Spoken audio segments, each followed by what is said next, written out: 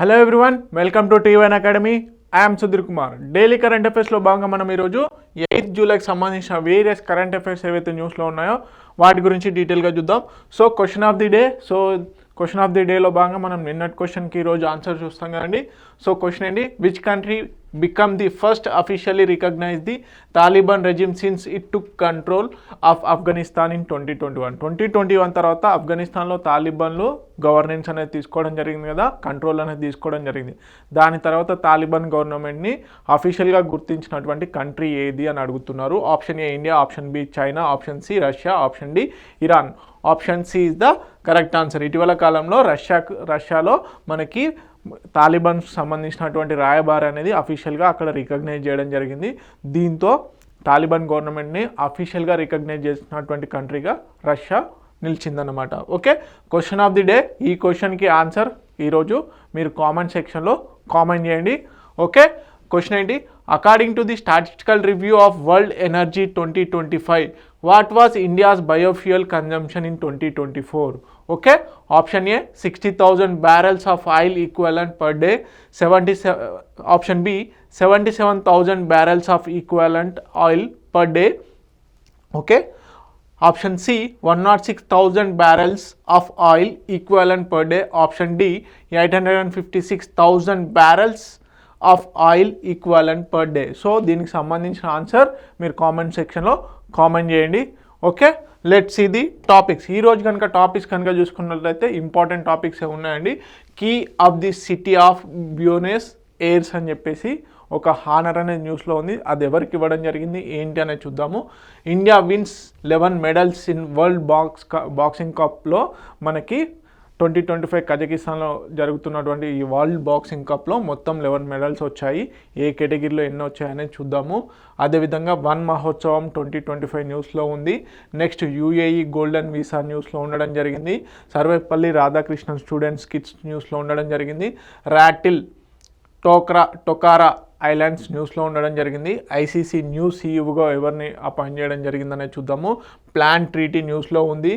అదేవిధంగా walk of fame star అని చెప్పేసి న్యూస్లో ఉంది. ఎవరు ఇండియా నుంచి రిప్రజెంట్ చేస్తున్నారు ఏంటి అనేది చూద్దాము.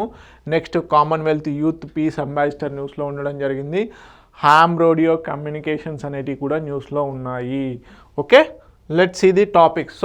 ఫస్ట్ టాపిక్ వచ్చేసి మనకి పిఎం మోడీ గారికి key to the city of Buenos Aires అనే అవార్డు అనేది రావడం జరిగింది. అర్జెంటీనాకు సంబంధించినటువంటి ఈ హానర్ అనేది ఇవ్వడం జరిగింది. బేసిక్గా సిటీ హానర్ ఇది. బేసిక్గా మనకి 57 years తర్వాత Indian prime minister first time మన అర్జెంటీనాని విజిట్ చేయడం జరిగింది.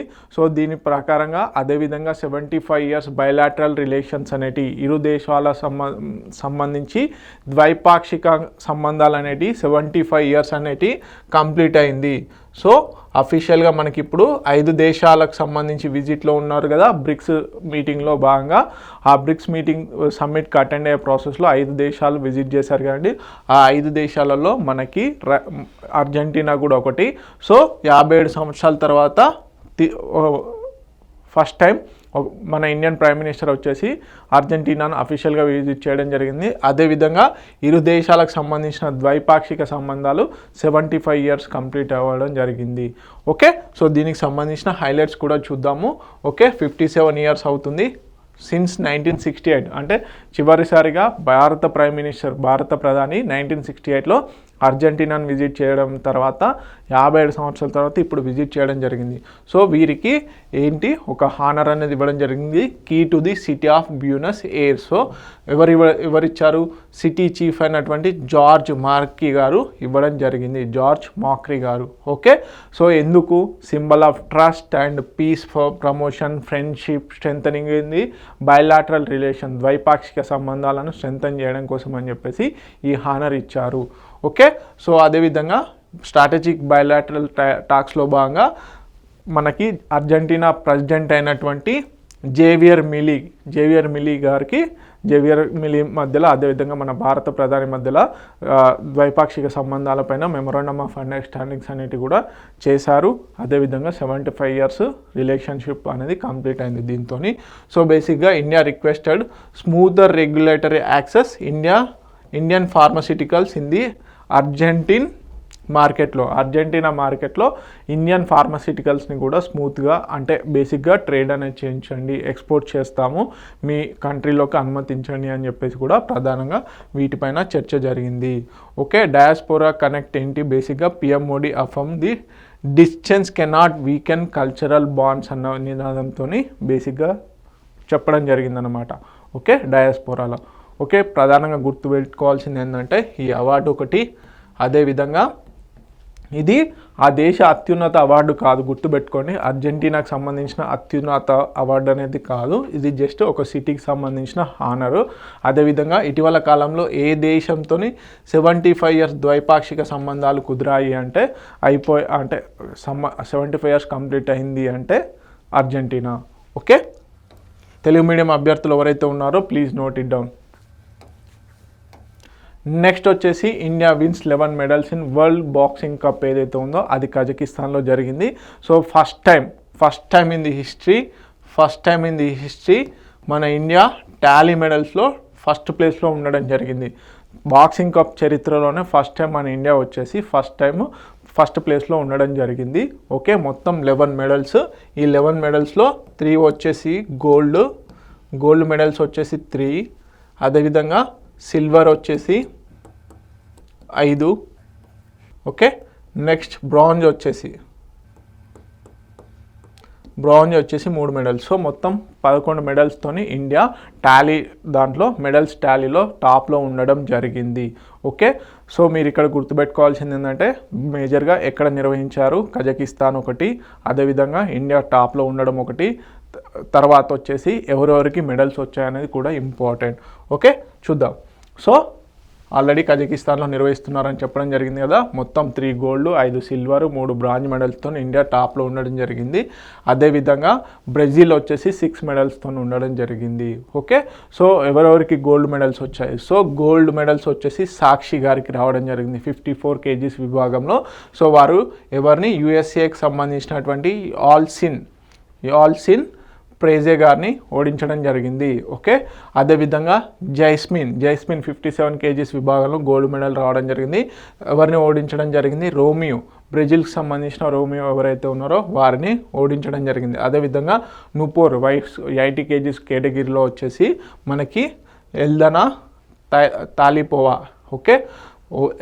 తాలిపోవా గారిని ఓడించడం జరిగింది. ఓకే, వీరు కజకిస్తాన్ సంబంధించినటువంటి బాక్సరు.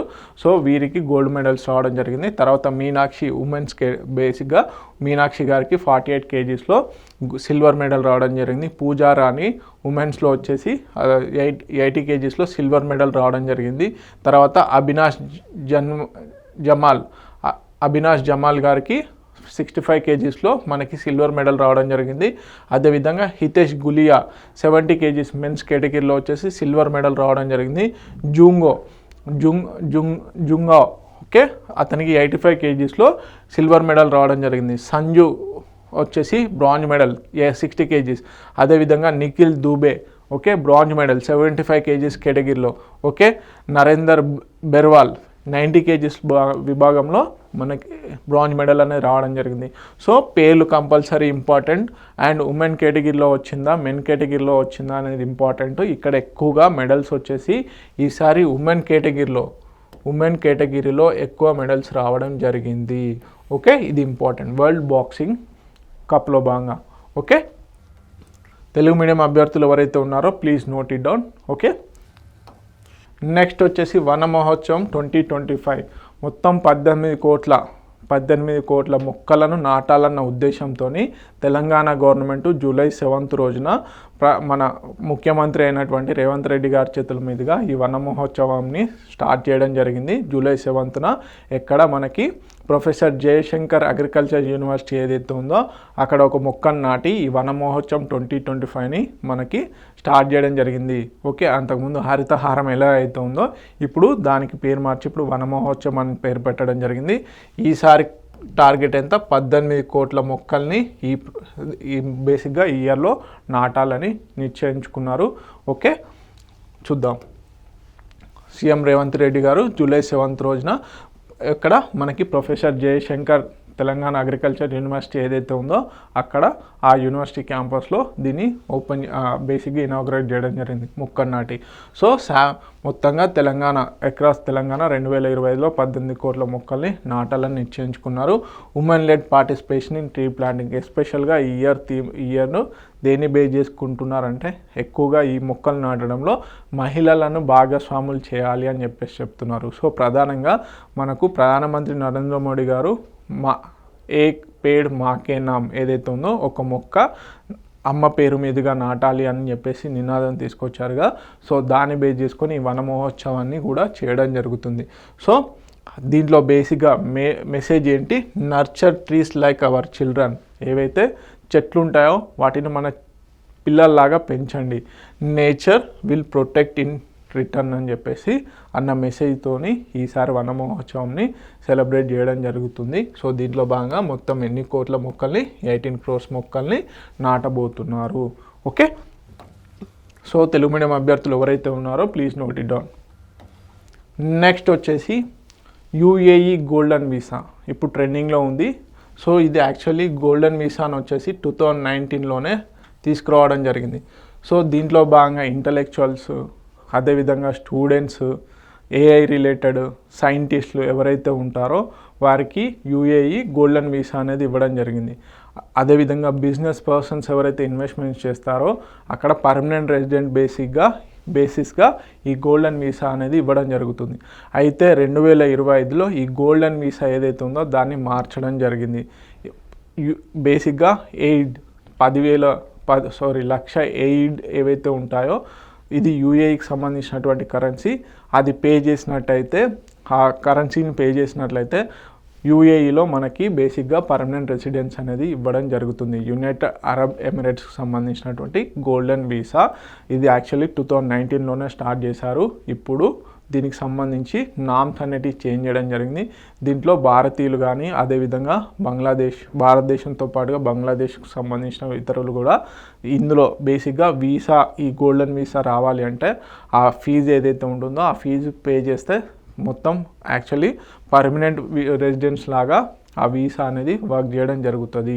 ఓకే, గోల్డెన్ వీసా అంటే ఇట్స్ లైక్ UAEకి సంబంధించినటువంటి యునైటెడ్ అరబ్ ఎమిరేట్స్కి సంబంధించినటువంటి golden visa. India can apply without trade licence or property purchase ఏదైతే ఉంటుందో అవి లేకుండానే ఈసారి గోల్డెన్ వీసాకు అప్లై చేసుకోవచ్చు అనమాట. New type of golden visa offering long term residency. No need invest in property. బిజినెసెస్లో ఇన్వెస్ట్ చేయాల్సిన అవసరం లేదు.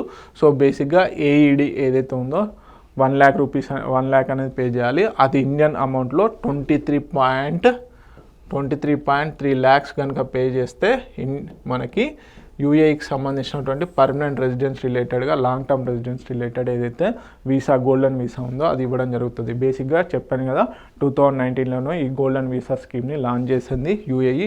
Investors, entrepreneurs and highly skilled professionals కోసం అని చెప్పేసి తీసుకురావచ్చింది. కాకపోతే ఇప్పుడు దాన్ని సడలించి ఈ విధంగా కూడా ఎవరైతే అమౌంట్ పే చేస్తారో వారికి గోల్డెన్ వీసా అనేది ఇవ్వడం జరుగుతుంది. ఓకే, తెలుగు మీడియం అభ్యర్థులు ఎవరైతే ఉన్నారో please note it down. Next, Sarvepalli Radhakrishna students kit scheme. Sarvepalli Radhakrishna students kit scheme. So దీన్ని తీసుకొచ్చినటువంటి రాష్ట్రం ఏది? ఆంధ్రప్రదేశ్ రాష్ట్రము. సో బేసిక్గా స్టూడెంట్స్కి 3 జతల బట్టలు, అదేవిధంగా school bag, school books, work books ఇవన్నిటిని కూడా ఫ్రీగా ఇస్తుంది. ఈ కిట్లో భాగంగా తీసుకొచ్చినటువంటి రాష్ట్రం important. Sarvepalli Radhakrishna school students kits వచ్చేసి మనకి తీసుకొచ్చింది ఎవరు? ఆంధ్రప్రదేశ్ గవర్నమెంట్. సో దీంట్లో భాగంగా దాదాపుగా 35 లక్షల స్కూల్ చిల్డ్రన్స్ ఎవరైతే ఉంటారో వారికి ఈ సర్వేపల్లి రాధాకృష్ణకు సంబంధించినటువంటి స్టూడెంట్ కిట్స్ అనేటివి ఫ్రీగా ఇవ్వడం జరుగుతుంది. ఓకే, సెకండ్ ప్రెసిడెంట్ మనందరికీ తెలుసు. మనము September 5th ఉపాధ్యాయుల దినోత్సవం వీరి యొక్క జన్మదినాన్ని మనము టీచర్స్ డేగా కూడా సెలబ్రేట్ చేసుకుంటాము. మనకు వీరు సెకండ్ ప్రెసిడెంట్గా కూడా వర్క్ చేయడం జరిగింది. ఓకే, సో దీ స్కూల్ కిట్స్ ఏవైతే ఉన్నాయో కంప్రైజ్ యూనిఫామ్ క్లోత్. ఓకే, మనకి 3 యూనిఫామ్ సెట్స్ అనేటివి ఇక్కడ ఇవ్వడం జరుగుతుంది. 1 pair of shoes, 2 pairs of socks, అదేవిధంగా బెల్ట్, స్కూల్ బ్యాగ్స్, అదేవిధంగా text books, work books and note books అనేటివి కూడా ఈ స్కూల్ కిట్లో ఉంచడం జరుగుతుంది. సింపుల్గా ఇటీవల కాలంలో సర్వేపల్లి రాధాకృష్ణ స్టూడెంట్ కిట్స్ అనేటి స్కీమ్ని లాంచ్ చేయడం జరిగింది. ఆ కిట్ లాంచ్ చేసినటువంటి రాష్ట్రం ఏది అని అడిగితే ఆంధ్రప్రదేశ్. ఓకే, తెలుగు మీడియం అభ్యర్థులు ఎవరైతే ఉన్నారో please note it down. Next వచ్చేసి రాటిల్ టొకారా ఐలాండ్స్. మనము తరచుగా ఇప్పుడు న్యూస్లో చూస్తున్నాం, జపాన్లో తరచుగా సునామీలు భూకంపాలు వస్తూ ఉన్నాయి. సో బేసిక్గా ఈ రాటిల్ టొకారా ఐలాండ్స్ అనేటి జపాన్కి సంబంధించినటువంటి ఐలాండ్స్. అక్కడ దాదాపుగా వితిన్ 2 వీక్స్లోనే 900కు పైగా అంటే 1000కి పైగా ఈ భూకంపాలు అనేటి ఎర్త్ కేక్స్ అనేటివి రావడం జరిగింది. సో అందుకని చెప్పేసి Tokara Islands, rattle Tokara Islands న్యూస్లో ఉండడం జరిగింది. So over 1000 earthquakes rattle Tokara Islands Japan. So Tokara Islands in southern Japan. So మనకి జపాన్లో ఇవి దక్షిణం వైపున ఉంటాయి. Experienced 1000+ earthquakes in the past 2 weeks. కేవలం 2 వారాల్లోనే రికరింగ్గా అంటే తరచుగా అప్పటిదప్పుడే 1000కి పైగా మనకి భూకంపాలు అనేటివి అక్కడ రావడం జరిగింది. అందుకని చెప్పేసి important, a rare unprecedented seismic event. So Tokara Islands వచ్చేసి మనకి ఇక్కడ it's a small archipelago located in south of Kyushu and north of the Amami Islands. So చూసుకున్నట్లయితే ఇవన్నీ కూడా టొకారా ఐలాండ్స్కి సంబంధించినవే. Okay, also known as Toshima Islands. వీటిని Toshima islands అని కూడా పిలవడం జరుగుతుంది. సో 7 ఇన్హాబిటెడ్ ఐలాండ్స్ అనేటివి ఇక్కడ ఉండడం జరిగింది. ఓకే, ఈ టొకారా ఐలాండ్స్లో 7 ఇన్హాబిటెడ్ ఐలాండ్స్ అనేటివి కూడా ఉన్నాయి. Okay, so rattle Tokara islands అనేటివి ఎక్కడ ఏ దేశానికి సంబంధించినవి అని అడిగితే జపాన్ కంట్రీకి సంబంధించినవి. ఓకే, తెలుగు మీడియం అభ్యర్థులు ఎవరైతే ఉన్నారో please note it down. Next వచ్చేసి ఐసీసీ అపాయింట్ సంజోగ్ గుప్తా.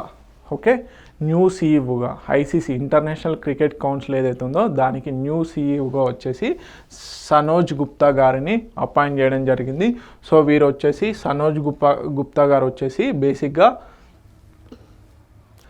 గెఫ్ అలార్డైస్ జియోఫ్ అలార్డైస్ ఎవరైతే ఉన్నారో వారిని సక్సీడ్ చేస్తూ ఈ సీఈఓ పోస్ట్కి ఎన్నికవ్వడం జరిగింది.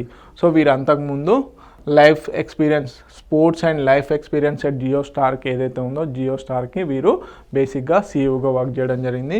వీరు జూలై 7th నుంచి ఈ 7th ఐసీసీ సీఈఓ ఆఫ్ ఐసీసీగా ఛార్జ్ తీసుకోవడం జరుగుతుంది. సో సింపుల్గా ఇటీవల కాలంలో ఐసీసీ ఇంటర్నేషనల్ క్రికెట్ కౌన్సిల్కి కొత్తగా ఎన్నికైనటువంటి న్యూ సీఈఓ పేరేంటి అని అడిగితే వారు సనోజ్ గుప్తా గారు. ఓకే, ఎన్నో CEO 7th CEO important. Okay, వీరే Sanoj Gupta. Next, international treaty on plant genetic resources for food and agriculture. ఏంటి? International treaty on plant genetic resources for food and agriculture. Okay, సింపుల్గా ప్లాంట్ ట్రీటీగా పేర్కొనడం జరుగుతుంది. ఓకే, దీన్ని 2001లో ప్లాంట్ జెనెటిక్స్ సంబంధించి 2001లో దీన్ని తీసుకురావడం జరిగింది. ఈ ట్రీటీని 2004లో ఇండియా రాటిఫై కూడా చేయడం జరిగింది. ఓకే, జెనెటిక్ ప్లాంట్స్కి రిలేటెడ్ ఏదైతే ఉంటుందో ప్లాంట్లో ఉన్నటువంటి జెనెటిక్ రిలేటెడ్ ఏదైతే ఉంటుందో వాటి ఎడిటింగ్కి, అదేవిధంగా ఏదైనా ప్లాంట్స్కి సంబంధించిన అగ్రిమెంట్స్ కానీ ఇతరత్ర ట్రేడ్ రిలేటెడ్ ఏమైనా ఉన్నా కానీ ఈ ట్రీటీ అనేది బేసిక్గా వర్క్ చేస్తుంది. అదేవిధంగా ఫార్మర్స్ ఎవరైతే ఉన్నారో రైతుల యొక్క సంరక్షణ కోసం కూడా ఈ ప్లాంట్ ట్రీటీ అనేది ప్రధానంగా సంరక్షిస్తూ ఉంటుంది. So international treaty on plant genetic resource for food and agriculture. So దీన్ని బేసిక్గా food and agriculture United Nations organisation సంబంధించినటువంటి ఫుడ్ అండ్ అగ్రికల్చర్ ఆర్గనైజేషన్ ఏదైతే ఉందో ఆ ఆర్గనైజేషన్ తీసుకురావడం జరిగింది. సో దీంట్లో ఇండియా వచ్చేసి 2004లోనే రాటిఫై చేయడం జరిగింది. బేసిక్గా 2001లో ఈ ట్రీటీ నిర్వహించడం జరిగింది. సో ఇప్పుడు దీంట్లో జర్మా ప్లాస్మ్ ఏదైతే ఉందో ఆ జర్మా ప్లాస్కి సంబంధించినటువంటి కండిషన్స్ని మాడిఫై చేస్తాము అని చెప్పేసి పేర్కొనడం జరుగుతుంది. ఎవరు? Food and agriculture organisation. కానీ ఇండియా అపోజ్ చేయడం జరుగుతుంది. అందుకని చెప్పేసి ఈ ప్లాంట్ ట్రీటీ న్యూస్లో ఉండడం జరిగింది. దీంట్లో ఈ ట్రీటీలో ప్రధానంగా కొన్ని ఆర్టికల్స్ అనేవి చాలా ఇంపార్టెంట్. సో ఈ ప్లాంట్ ట్రీటీని 2001లో food and agriculture organization adopt చేసుకోవడం జరిగింది. 2004లో ఇండియా రాటిఫై చేయడం జరిగింది. India is a signatory linked convention on biological diversity, అదేవిధంగా food and agriculture organizations global plan of యాక్షన్లో భాగంగా ఇండియా చేరిందనమాట. సో గోల్స్ ఏంటి? Conserve and sustainability use of plant genetic resources ఏవైతే ఉన్నాయో వీటి మాడిఫికేషన్ సంబంధించి బేసిక్గా సస్టైనబుల్గా యూజ్ చేయాలి జెనెటిక్స్, ప్లాంట్ జెనెటిక్స్ అని చెప్పేసి దీని యొక్క ప్రధానమైనటువంటి goal. Ensure fair benefit sharing, ఏదైనా జెనెటిక్ రిలేటెడ్గా మాడిఫికేషన్ చేసినా బెనిఫిట్ షేరింగ్ అనేది ఈక్వల్గా ఉండాలి అని చెప్పేసి అంటుంది. Enhance food security, protect agro biodiversity అనేది కూడా ప్రొటెక్ట్ చేయాలి, కాపాడాలి అనేది ఈ ట్రీటీ యొక్క ప్రధాన నినాదం. ఓకే, ఫార్మర్స్ రైట్ చెప్పాను కదా, ఆర్టికల్ 9 ఈ ట్రీటీలో, ఈ ప్లాంట్ ట్రీటీలో ఫార్మర్స్ రైట్స్ ఏవైతే ఉంటాయో ఆ హక్కులను ఆర్టికల్ 9లో పొందుపరచడం జరిగింది. Save, use, exchange, sell seeds, recognise indigenous knowledge ఏదైతే ఉందో వాటిని గుర్తించాలి, అది రైతుల యొక్క హక్కు అని చెప్పేసి ఆర్టికల్ 9లో పేర్కొనడం జరిగింది. Okay, global information system article 17 global information సిస్టమ్ని కూడా పేర్కొనడం జరుగుతుంది. Promote data sharing globally. So ఏదైనా కొత్తగా కనుగొన్న ఏదైనా జీనోమ్ని కానీ ఏదైనా జెనెటిక్ మాడిఫికేషన్ చేసినా ఏదైనా బెనిఫిట్స్ ఉన్నా దాన్ని ఈక్వల్గా డాటా షేరింగ్ అనేది చేయాలి గ్లోబల్లీ అని చెప్పేసి చెప్పడం జరుగుతుంది. Okay, India's concerns on proposed amendments. So concern express చేస్తుంది. ఏంటి అంటే బేసిక్గా expand MLS to include all germplasm with access governed by SMTA.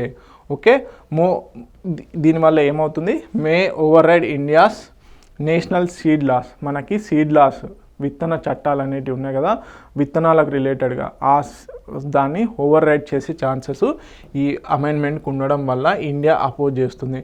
Threaten sovereignty over native variety. So ఈ జెర్మోప్లాస్మ్ మాడిఫికేషన్స్ వల్ల నేటివ్ వెరైటీస్ ఏవైతే ఉంటాయో వాటికి కూడా ఒక రకంగా థ్రెటన్ అయ్యే ఛాన్సెస్ ఉన్నాయి అని చెప్పేసి చెప్తుంది.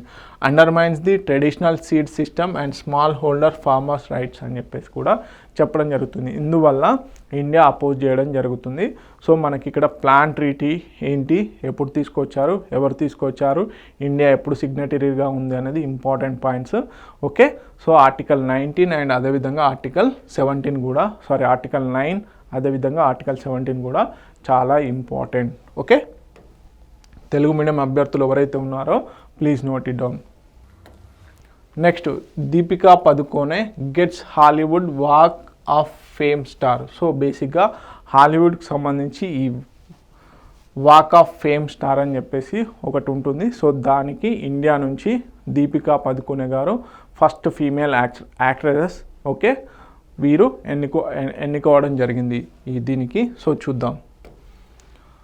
First Indian actress to receive a star on the Hollywood walk of fame. Okay, so ఇది ఒక రకంగా హాలీవుడ్ వాక్ ఆఫ్ ఫేమ్ అనేది ఏదైతే ఉందో ఆ స్టార్కి రిలేటెడ్గా ఒక రికగ్నేషన్ అన్నమాట.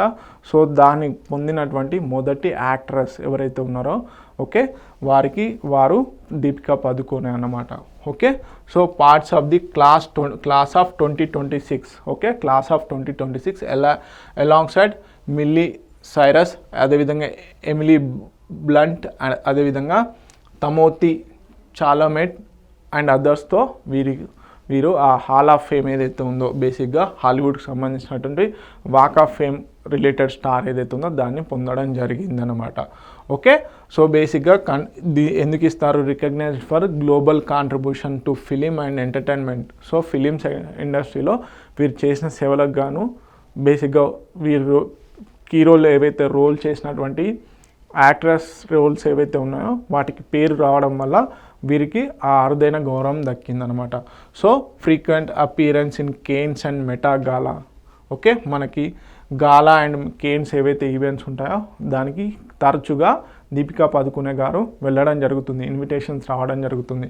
అదేవిధంగా టైమ్స్ ఏదైతే ఉందో మోస్ట్ ఇన్ఫ్లుయెన్షియల్ పాపులేషన్ లిస్ట్లో కూడా ఒకసారి వీరు చేరడం జరిగింది. ఓకే, దీపికా పదుకునే గారు. ఓకే, సో తెలుగు మీడియం అభ్యర్థులు ఎవరైతే ఉన్నారో please note it down. Next వచ్చేసి Sukanya Sonawal becomes the Commonwealth youth peace ambassador. So వీరు ఐఐటి గౌహతిలో ఫైనల్ ఇయర్ చదువుతున్నారు, 4th ఇయర్ అనేది చదువుతున్నారు. ఎక్కడ? ఐఐటి గౌహతిలో. సో వీరు చేసినటువంటి విశిష్ట సేవలు వీరు సేవలు చేయడం జరిగింది, కొన్ని ఈవెంట్స్ కండక్ట్ చేయడం జరిగింది. సో అందుకని చెప్పేసి వీరిని కామన్వెల్త్ యూత్ పీస్ అంబాసిడర్గా ఎన్నిక చేయడం జరిగింది. సో సింపుల్గా ఈ విధంగానే అడుగుతారు. ఇటీవల కాలంలో కామన్వెల్త్ నేషన్స్ సంబంధించినటువంటి యూత్ పీస్ అంబాసిడర్గా ఇండియాకు సంబంధించినటువంటి వారు ఎవరు ఎన్నికవ్వడం జరిగిందంటే సుకన్య సోనావాలా. ఓకే, సో చూద్దాం వీరి గురించి. So 4th year BTech student, bio sciences and bio ఇంజనీరింగ్లో ఐఐటి గౌహతిలో వీరు ఫైనల్ ఇయర్ అనేది చదవడం జరుగుతుంది. సో వీరు బేసిక్గా అస్సాం లఖింపూరా అస్సాం నుంచి వీరి యొక్క మేజర్ అక్కడ పుట్టారనమాట. సో వీరు వచ్చేసి co-founder of the stem vibe ఏదైతే ఉందో స్టెమ్ వైబ్ అనే స్టార్టప్కి కూడా వీరు కో-ఫౌండర్గా ఉండడం జరిగింది. సో ఇది బేసిక్గా రీచ్డ్ 3000 స్టూడెంట్స్కి రీచ్ అవ్వడం జరిగింది. Organizer of the integral cup ఏదైతే ఉందో దానికి ఆర్గనైజర్గా కూడా వర్క్ చేయడం జరిగింది. అదేవిధంగా worked with the Optiver, Cube and Jane Street ఈ ఆర్గనైజేషన్స్తో కూడా వీరు వర్క్ చేయడం జరిగింది. సో వీరి యొక్క రోల్ ఏంటి? కామన్వెల్త్ యూత్ పీస్ అంబాసిడర్గా వీరి యొక్క రోల్ ఏంటి అంటే network lead, communication and public relations. So వీరి యొక్క టర్మ్ వచ్చేసి ఈ రోల్లో వచ్చేసి 2025 నుంచి 2027 వరకు ఉండడం జరుగుతుంది. ఓకే, మేజర్గా 56 కామన్వెల్త్ నేషన్స్ ఏవైతే ఉన్నాయో ఆ కామన్వెల్త్ నేషన్స్లో వీరు పీస్, శాంతిని అనేది నెలకొల్పడమే వీరి యొక్క ప్రధానమైనటువంటి రోల్ అన్నమాట, విధి. Okay, responsibilities, global out reach, youth engagement, strategic communications అనేవి వీరు ఈ రోల్లో భాగంగా చేయడం జరుగుతుంది. Okay, so reactions and significance, selected 3 stage international selection process. So వీరు ఆ సెలెక్షన్ ప్రాసెస్లో బేసిక్గా 3 స్టేజెస్ని దాటి, అంటే వీరు చిన్నప్పుడే స్టార్టప్స్ ఇవన్నీ చేశారని కాదు. సో 3 స్టేజెస్లో ఏదైతే ఇంటర్నేషనల్ రిలేషన్స్లో భాగంగా 3 స్టేజెస్ ఆఫ్ వడబోత ఏదైతే ఉందో దాని ద్వారా మీరు ఎన్నుకోవడం జరిగిందనమాట.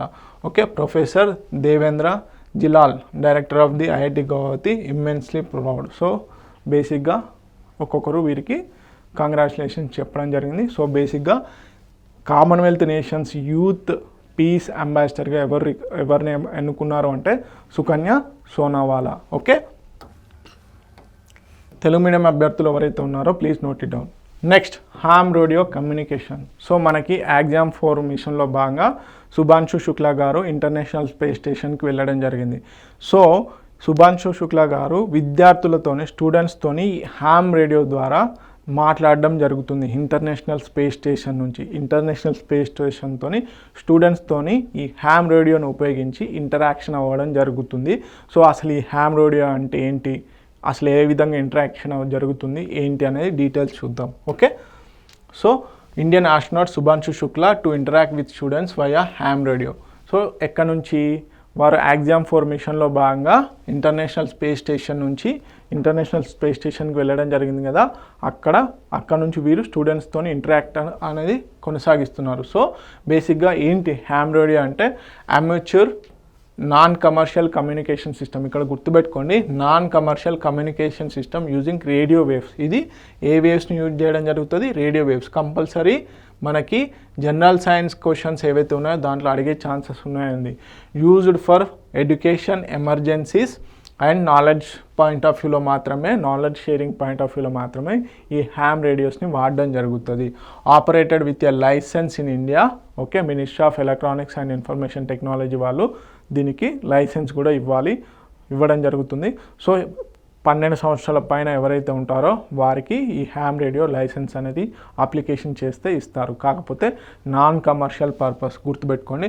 First used in 1983 space shuttle, international space station ఏదైతే ఉందో host ARISS ISS amateur radio on the international space station for space earth communication కోసం అని చెప్పేసి ఈ హ్యామ్ రేడియోని ఫస్ట్ టైం ఉపయోగించడం జరిగింది.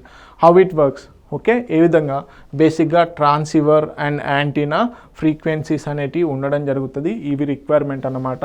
ఓకే, సో కమ్యూనికేషన్ విండో వచ్చేసి 5 to 8 minutes మాత్రమే ఉంటుంది when international space station is over head. Okay, exam 4 astronauts బేసిక్గా ఎవరైతే ఈ ఆస్ట్రోనాట్స్ వెళ్ళారో ఎగ్జామ్ 4 మిషన్లో 4 ఆస్ట్రోనాట్స్ వెళ్ళారు కదా, వారు ఇండియా, పోలాండ్, హంగరీ స్టూడెంట్స్తోని ఇంటరాక్ట్ అవ్వడం జరుగుతుంది through this ham radio. So మేజర్గా ఏ వేవ్స్ ద్వారా ఇది వర్క్ చేస్తుంది అంటే రేడియో వేవ్స్ ద్వారా అనేది చాలా important. Okay, importance of the ham radio వచ్చేసి మనకి బూజ్ ఎర్త్ కేక్ ఏదైతే ఉందో 2001లో, అదేవిధంగా 2004 సునామీ, అదేవిధంగా ఉత్తరాఖండ్ ఫ్లడ్స్ 2013లో ఈ హ్యామ్ రేడియోని ఉపయోగించి కమ్యూనికేషన్ సిస్టమ్ని బిల్డ్ చేయడం జరిగింది. ఓకే, సో అంటే డిజాస్టర్ టైంలో ఈ హ్యామ్ రేడియోస్ అనేది చాలా ఉపయుక్తంగా ఉండడం జరుగుతుంది. Okay, this is all about ham radio. ఎందుకు న్యూస్లో ఉంది అంటే శుభాంశు శుక్లా గారు ఇంటర్నేషనల్ స్పేస్ స్టేషన్ నుంచి స్టూడెంట్స్తోని ఇంటరాక్ట్ అవ్వడం జరుగుతుంది నాలెడ్జ్ ఎక్స్చేంజ్ ప్రాసెస్లో భాగంగా. ఓకే, సో తెలుగు మీడియం అభ్యర్థులు ఎవరైతే ఉన్నారో please note it down. So ఇవన్నీ ఇంపార్టెంట్ కరెంట్ అఫైర్స్. మరిన్ని ఇంపార్టెంట్ కరెంట్ అఫైర్స్ కోసం T1 అకాడమీ యూట్యూబ్ ఛానల్ని ఫాలో అవ్వండి. అదేవిధంగా టెలిగ్రామ్ ఛానల్లో పోటీ పరీక్షలకు ఉపయోగంగా ఉండేందుకు MCQస్ని కూడా ప్రొవైడ్ చేయడం జరుగుతుంది. అదేవిధంగా పోటీ పరీక్షల నిమిత్తం ఏదైనా ఇన్ఫర్మేషన్ ఉంటే మేము టెలిగ్రామ్ ద్వారా తెలియజేస్తున్నాము. Please join in Telegram channel also. Thank you so much.